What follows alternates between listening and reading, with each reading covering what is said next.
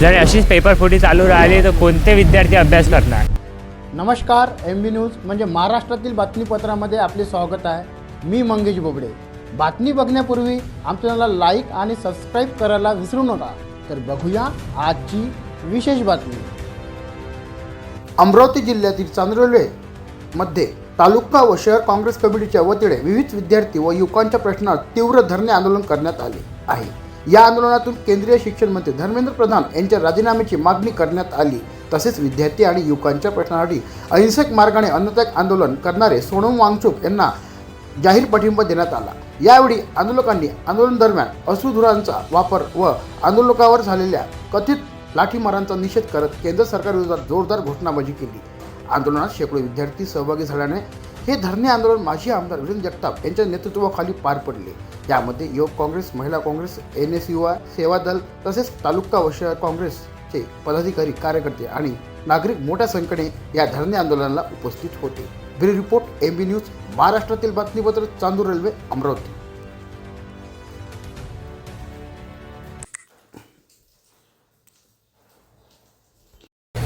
सध्या दिल्लीला जंतर मंतर आंदोलन सुरू आहे. विद्यार्थ्यांसाठी आंदोलनाला हिंसक वळण आलेलं आहे आणि अनेक विद्यार्थ्यांना काठीने पोलिसांनी मारहाण केलेली आहे. याबद्दल तुम्ही काय सांगा? नाही, विद्यार्थी शांततामय पद्धतीनंच आंदोलन करत होते. त्यांची मागणी एवढीच होती की आम्हाला संसद भवनावर मोर्चा काढून जाऊ द्या आणि संसदेच्या अधिवेशनामध्ये आमचा प्रश्न विरोधी पक्षाला मांडू द्या. त्याच्यासाठी सरकारवर दबाव बनला पाहिजे म्हणून विद्यार्थी आंदोलन करून मोर्चा रूपानं ते जात होते. परंतु पोलिसांनी 3 ठिकाणी बॅरिकेडिंग करून त्यांना अडवल्यावर युवा शक्ती आहे. युवा शक्तीचं जागं झाल्यावर तुम्हाला माहीत आहे काय होत असते. श्रीलंकेमध्ये काय झालं, नेपाळमध्ये काय झालं. परंतु त्यांनी दडपशाही करून पाहिली. विद्यार्थ्यांना, मुलींना बेमालूमपणे, अमानुषपणे मारहाण केली. 12-12 वर्षाच्या मुलींचे डोके फुटले, विद्यार्थ्यांचे डोके फुटले. महिला आंदोलकांना मारहाण करण्यात आली, केस धरून ओढण्यात आले. आणि सोनम वांगचुक सरांना तर 20 दिवसानंतर सरकारला जाग येते. म्हणजे तो मरणासन्न अवस्थेमध्ये तो जम्मू काश्मीरमधला, लडाखमधला माणूस देशातल्या तमाम विद्यार्थ्यांसाठी संघर्ष करतो आहे. 20 दिवस उपोषण करतो आहे. त्याच्या मरणाची सरकार हे वाट पाहतं का, हे आम्हाला या निमित्ताने विचारायचं आहे. आणि म्हणून या विद्यार्थ्यांच्या हितासाठी, त्यांच्या परीक्षांमध्ये होणाऱ्या भ्रष्टाचाराच्या विरोधात हे सगळं काँग्रेसचं आंदोलन आहे आणि त्याला आमचा पाठिंबा आहे. पेपरफुटीबद्दल सरकार बोलत नाही, काय सांगा? जब जब मोदी डरता है पुलिस को आगे करता है, हे तर मिलिटरी को आगे करता है. हा तर नाराज आहे काँग्रेसचा. म्हणजे हुकुमशाही या देशामध्ये लादण्याचा प्रयत्न आहे. तुम्ही निलिमा शर्मा मॅडमनी लावलेलं बोर्ड जर पाहिलं असेल तर तानाशाही सुरू आहे या देशामध्ये. यांना बाबासाहेब आंबेडकरांनी लिहिलेली घटना बदलवायची आहे, पण ते 2/3 बहुमत सिद्ध होत नाही आहे. म्हणून तृणमूल काँग्रेसचे खासदार फोडले, शिवसेनेचे खासदार फोडले, आम आदमी पक्षाचे खासदार फोडले. आणि म्हणून अशा पद्धतीनं देशामध्ये हुकुमशाहीचं सरकार यांना आणायचं आहे आणि मागच्या दारानं मनुस्मृती लादायची आहे. आणि 97% लोकांवर 3% लोकांचं राज्य यांना आणायचं आहे. त्याच्यापासून जनतेने सावध राहिलं पाहिजे. विशेषतः युवा वर्गाने आपल्या मायबापांनी पोटाला चिमटा घेऊन कष्ट करून आपल्याला कॉलेजमध्ये, शाळेमध्ये शिकवलं, वेगवेगळ्या स्पर्धा परीक्षा द्यायला लावल्या, तेव्हा त्याचं चीज झालं पाहिजे. हा त्या मायबापांचा उद्देश असतो. पण त्यांचा उद्देशालाच तळा फासला जात आहे आणि गरीब विद्यार्थ्यांचं मोठं नुकसान यामध्ये होत आहे. त्याच्यासाठी हा निषेध करण्यासाठी आंदोलन. जी भाजपच्या कार्यकाळात हे जंतर मंतर एवढं आंदोलन सुरू असताना त्या ठिकाणी लाठीचार्ज झाला, पण असं काँग्रेसच्या कार्यकाळात असं कधी झालं होतं का? काँग्रेसच्या काळात असं कधीही झालं नाही. तुम्हाला माहीत असेल व्यापम घोटाळा मध्य प्रदेशचा, तिथेसुद्धा परीक्षाफुटी आणि MPSCच्या पेपरफुटीमध्ये लीक झालेले आहेत. MPSCमध्ये काय होतं, UPSCमध्ये काय होतं. कारण मागच्या दाराने यांना नोकरी क्षेत्रामध्ये आपले लोक घुसवायचे आहेत. RSSचे आणि संघाचे लोक घुसवायचे आहेत. त्यासाठी हे मोठ्या प्रमाणावर पेपरफुटीचा कार्यक्रम करतायत. ती TET असो, नीट असो, अजून कोणत्या स्पर्धा परीक्षा असतील, त्यात हे भ्रष्टाचार करून, पेपर लीक करून, त्याच्या माध्यमातून हुशार विद्यार्थ्यांचा, मेरिटच्या विद्यार्थ्यांचा बळी घेण्याचं काम भारतीय जनता पक्ष आणि RSS करत आहे. त्या धरणे आंदोलनामध्ये मुख्यतः कुठल्या मागण्या आहेत? धरणे आंदोलनामध्ये काय तीनच मागण्या आहे. ज्या 22 विद्यार्थ्यांनी आत्महत्या केल्या त्यांना 1-1 कोटी रुपये आपण त्यांच्या पालकांना दिले पाहिजे. सोनम वांगचूक साहेबांच्या उपोषण सरकारनं चर्चा करून सोडवलं पाहिजे आणि धर्मेंद्र प्रधानचा राजीनामा घेतला पाहिजे. दुसऱ्या मागण्याच काय आहे? आजची परिस्थिती बघून काय सांगशील तू, जसं की विद्यार्थ्यांवर अन्याय होत आहे? आताची परिस्थिती पाहून असं वाटते आम्हाला की जेव्हा आमचा टाईम येईल 2-3 वर्षानंतर त्यावेळेस पण जर असं झालं तर काही खरं नाही आहे देशाचं. कारण पेपर फुटत आहे. यावर्षी आम्ही जो पण पेपर बघितला मेजर पेपर ते सगळेच फुटले गेले आणि एज्युकेशन मिनिस्टर पण रिझाईन करायला तयार नाही आहे. 20 ते 22 दिवस सोनम वांगचूक सर यांनी उपोषण केलेलं आहे, पण त्यांच्यासोबत न बोलता त्यांना उचलून नेण्यात आलं. हे चुकीचं आहे. आणि विद्यार्थी जेव्हा पार्लमेंटवर पोहोचले त्यांच्यावर लाठीचार्ज करण्यात आला, टिअर गॅस फेकण्यात आला. हे चुकीचं आहे. त्यांच्यासोबत जर बोलले तुम्ही जर रिझाईन करून दिलं तर हे असं काहीच होणार नाही. बस इतकंच म्हणायचं. काय सांगशील तू या सरकारबद्दल?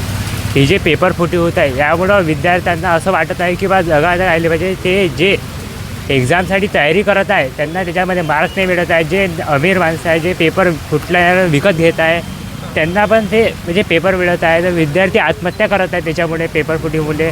आणि जे विद्यार्थी आंदोलन करत आहेत त्याच्यावर पोलीसद्वारा लाठीचार्ज करत आहे.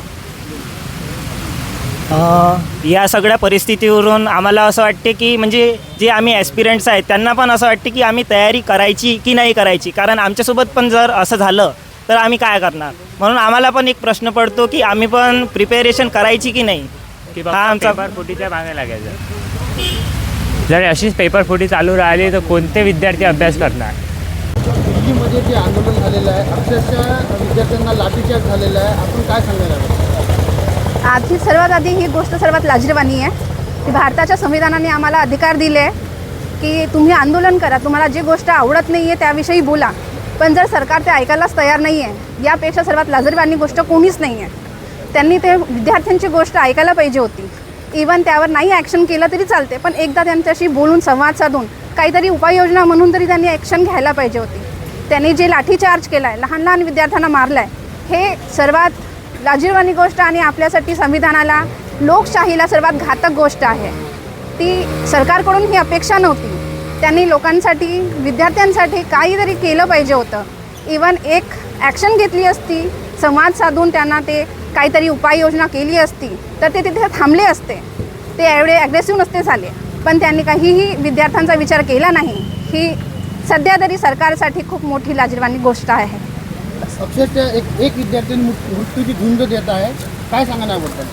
त्या दिल्ली जंतर मंतर आंदोलनामध्ये तिला लाठीने मारून तिच्या मानेला खूप मार लागलेला आहे आणि ते हॉस्पिटलमध्ये मृत्यूची झुंज देत आहे, काय सांगा?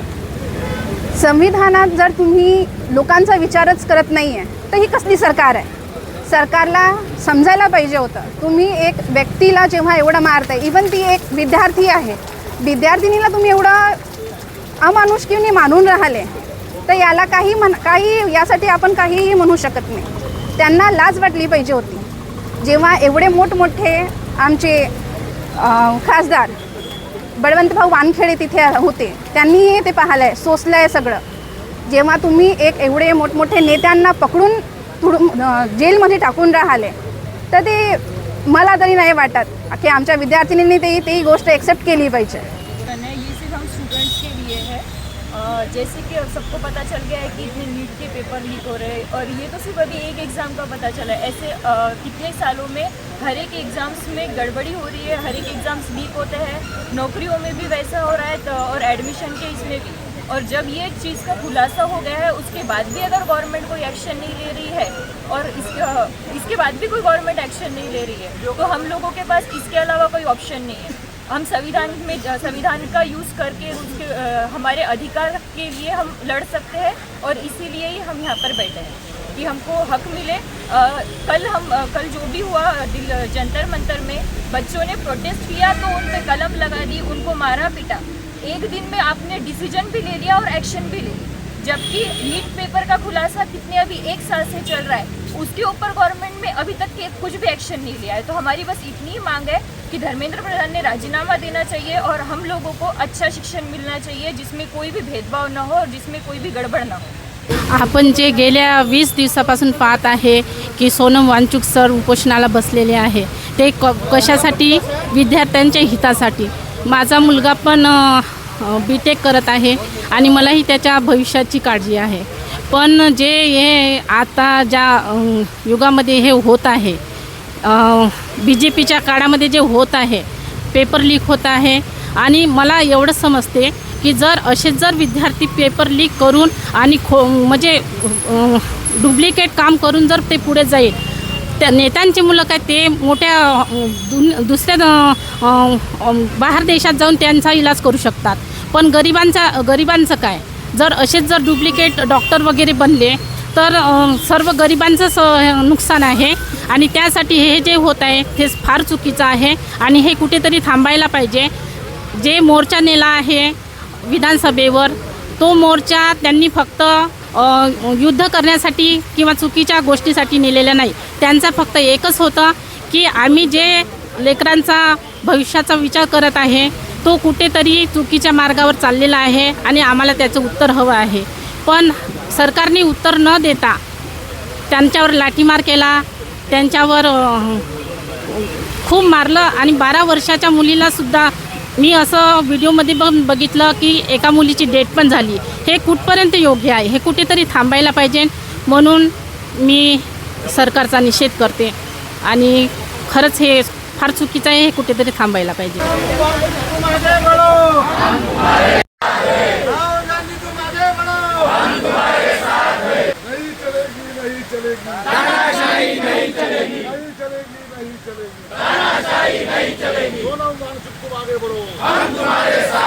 ही होती आजची विशेष बातमी. अशा विशेष बातम्या मिळवण्यासाठी आजच MB न्यूज म्हणजे महाराष्ट्रातील बातमीपत्राला लाईक करा, सबस्क्राईब करा. मी मंगेश, धन्यवाद.